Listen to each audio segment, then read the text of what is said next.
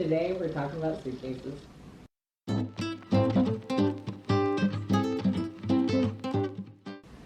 So people have started asking me my opinion about suitcases, and I tell you what, like most things, I definitely have an opinion. This one right here is an example of Roy and I's suitcases right now. As you can see in the background, mine is the bigger version, and this one is something that you might see over at TJMaxx. Well, not might. I did get it at TJMaxx. We've all been there, and if you haven't, you will be soon, where you book your trip or you're getting ready to book your trip, and you get so excited about all the travel gear and what you're going to do and what you're going to pack, and inevitably you're going to go look at all these different suitcases. But take my experience, there are some that are built better than others when you're doing a lot of travel. Even if you're not doing a lot of travel, believe me, pick a suitcase that's going to last. We're on our third set of suitcases now, and I think I'd like to think that I've got it figured out. So let's go ahead and go over all these different kinds of suitcases.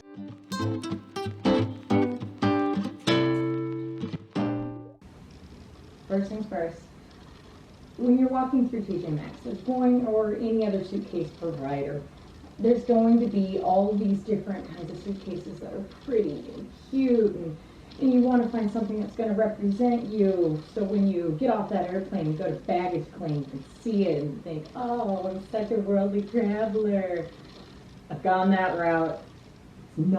It's not worth it. It's just not worth it. Because this one right here, prime example, it's got all these cute little designs all over it. I mean, this one I guess is London themed. Yeah, I don't know. But ultimately, what's going to happen to this suitcase is that baggage handlers are not your friends. I'm absolutely convinced that they steal the zipper pulls as trophies. Don't quote me on that, but that's what I think. So they don't care what your suitcase looks like. They don't care that it's cute and that you know, oh, you're going to London, see what this London design. No.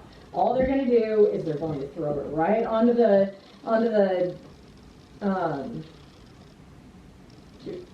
can't even think of what the word is. Conveyor belt. There we go. They're going to throw it on the conveyor belt, and then that's going to get bashed back and forth as it gets sorted through the airport until it finally gets to where your airplane is, and then it's going to get dumped off where another baggage handler will steal another zipper pull and then throw it on a truck to take it to your plane, which again, another baggage handler will grab it, throw it on another conveyor belt, and then it goes up onto the plane. Rinse and repeat 18 million times. If you have something with a cute little design, it's not going to survive. It's going to get scratched. It's going to get all these horrible black marks all over it. So after the first time that you go on a trip, this bag now looks like it's trashed. It looks like it's been on several trips. And again, I've been there. After the first time that it doesn't look real pretty, you're going to want to go get another one, unfortunately. And, you know, if you keep doing that, it's going to get really expensive. This one was $90, which, I mean, we'll get to that. That's another point that I have, but we'll get there. So, yeah. All right. So coming back to Roy and I suitcases. He and I have matching luggage. I always think that it's easier to just look for one suitcase, and these have worked out really well. As you can see, it's very boring, which I'm okay with. I'm an avid believer in the cheapest, the sturdiest, the best, okay? And this is our second set of Nautica suitcases. The first one's finally, after years and years of travel, they just broke down, okay?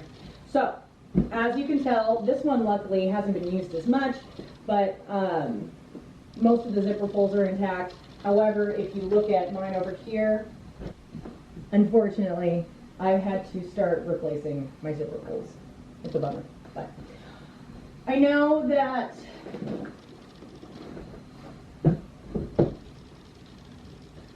I know that it's boring, but in the long run, it doesn't matter what your suitcase design is. You can always add different things to add, personalization. Like Roy and I use ear tags. They're free for us. My parents have cows. And it works out perfect because we just write our information on the back, and it is now our luggage tag. So free. Free is good. Free is excellent, especially since not only do they tear off your zipper pulls, they love to steal your luggage tags. No, don't like to steal them. They just get ripped off. Just is what it is. Don't spend lots of money. And again, we'll get to that. But this one has been traveled with for several trips. We still have our luggage or our airline luggage tag thingies from when we went to Turkey a couple months ago. Mine has definitely been used quite a bit more because I traveled quite a bit for work. And you can't see the scuffs. There are no scratches.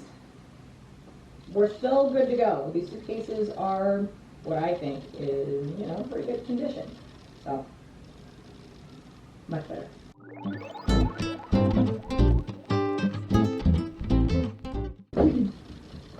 Second thing, don't go with a Hardshell suitcase unless you're doing a carry-on. I love my Hardshell. I adore it, but I would never check this. The reason why, the first suitcase I ever bought was a Hardshell with wheels that were all awesome, and I could spin it, and I wouldn't have to tip it to pull it.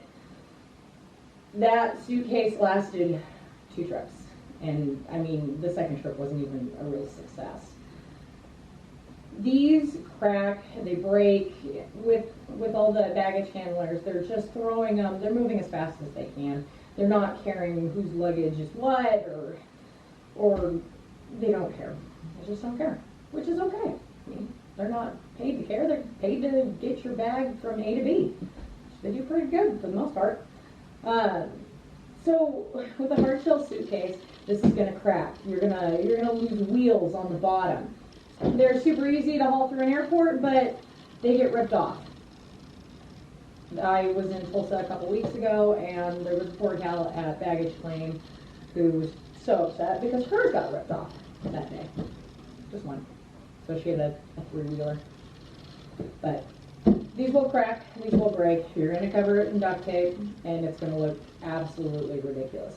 Save yourself the trouble. Don't get a Hardshell suitcase. Pretty simple as that. For this one, the only reason that we have a Hardshell suitcase is because, number one, it was a Christmas present, which I still like because it's easy to identify. But it doesn't even matter if it's easy to identify because I never check it. We carry this one on. Carry-on Hardshells are a good idea. I think they're great because then you're never going to squish them. Again, back to our current luggage. Rigid soft shells are a great option. We've been sticking with these for the last 2 because no matter what, if it gets smashed, all they do is compress a little bit and then they're still good to go. The first time I took this suitcase out, I felt bad because it's Roy's. They ripped a hole in it, which I think I did a good job of patching. But they did rip a hole in it. And if it had been a Hardshell suitcase, I don't know for sure, but I should think that if they did the same kind of whatever they did to rip it, it would crack that Hardshell. So these are a great option. I like the rigid soft shells as opposed to a duffel bag because they just have a little bit more structure. So when you're packing stuff, if you stick a bottle of perfume next to the edge and they throw it just right, it's not going to save it. But I like to think that it has a little bit more protection than just a duffel bag. Think of it this way, you try to smush this down, it doesn't work. You take a duffel bag, there's just more protection over here. Don't get me wrong, duffel bags have a time and place. Just not international travel for us.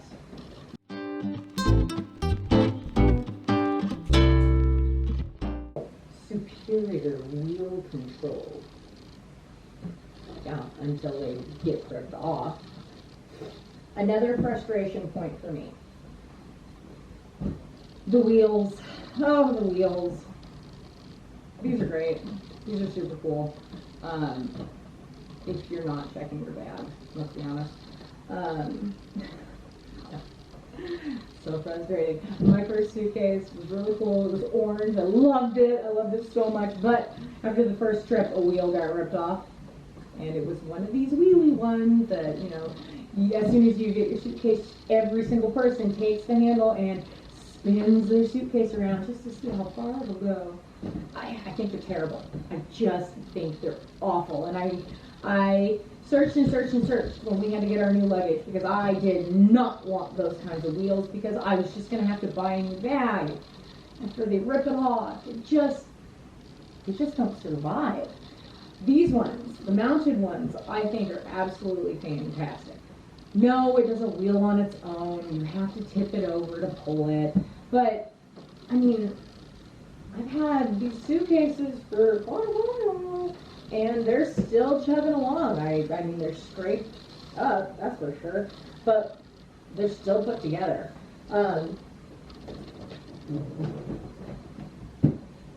Our check bag is the same way. And this sucker's, I've had this one for probably 11 years. Whoa. Holy cow. That's insane. But I ended up asking for this one for Christmas that long ago because it matched my my big orange one that I love. I was so excited.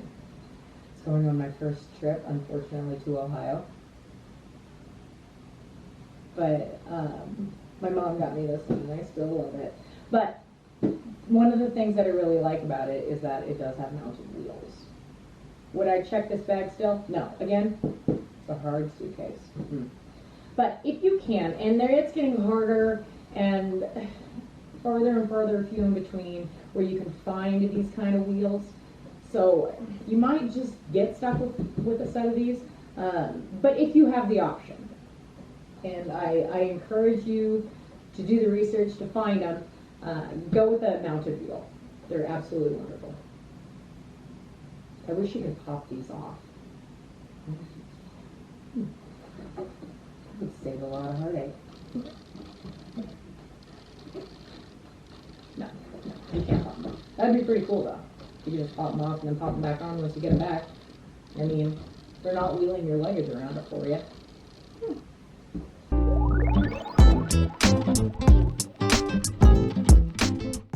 Don't spend a lot of money on a suitcase, especially if you're not planning to travel a lot.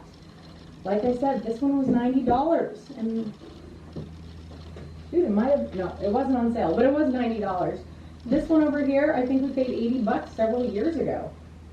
No, that was the big one. The big one we paid $80 for several years ago, and it's withstood, for the most part, really well. This one you're going to be replacing more frequently. If you don't care about money, or if you just have a disposable income that you just have a dream to spend on luggage, have at it, do your thing. But regardless of if you spend $90 or $300 for luggage, the baggage handlers are going to treat it the same way. They're going to throw it on the carousel. They're going to toss it into the truck because they're going for speed. They don't care about you having an Osprey backpack or whatever else. Obviously, I don't know many name brand luggage, but that's okay. But go for something cheaper. If you don't like it, if it was cheap to begin with, you can go with something else. That works out perfect. Win-win.